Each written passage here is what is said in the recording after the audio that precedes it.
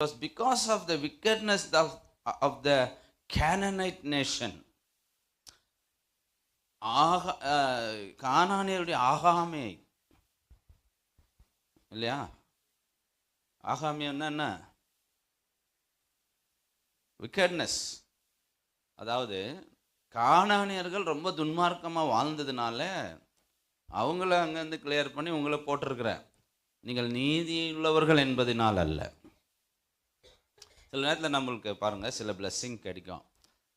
அந்த பிளெஸ்ஸிங்க்கு நம்ம தகுதியானவர்கள் என்பதுக்காக அல்ல, இன்னொருத்தர் சரியில்லைன்றதுக்காக உங்களுக்கு அங்கே போட்டிருப்பாங்க. இன்னொருத்தர் சரியில்லை,